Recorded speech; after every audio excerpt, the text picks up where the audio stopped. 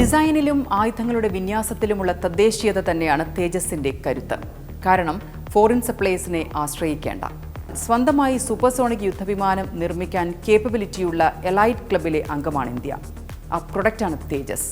കാരണം തേജസിന്റെ പവറും വിശ്വാസ്യതയും ഡിമാൻഡും പ്രൂവ് ചെയ്യപ്പെട്ടവയാണ്.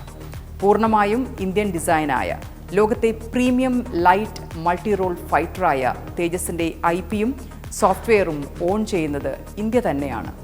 ഇന്ത്യക്ക് ഇഷ്ടമുള്ള രാജ്യത്തിന് വിൽക്കാം, മോഡിഫൈ ചെയ്യാം.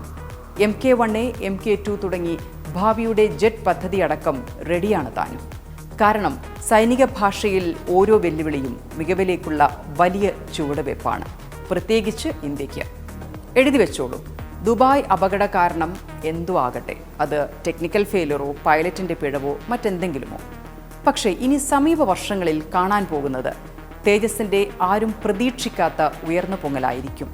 ഒരുപക്ഷെ ലോകത്തെ ഏറ്റവും പ്രീമിയമായ, പഴുതുകളില്ലാത്ത ഏതൊരു ലോകോത്തര ഫൈറ്റർ ജെറ്റിനും പകരം നിൽക്കാൻ കഴിയുന്ന വേട്ടപക്ഷിയെപ്പോലെ ഒരു ക്ലാസ് സ്ട്രൈക്കറായി, ഫൈറ്റർ ബോംബറായി. കാരണം ഇന്ത്യക്ക് അങ്ങനെ ആയല്ലേ പറ്റൂ.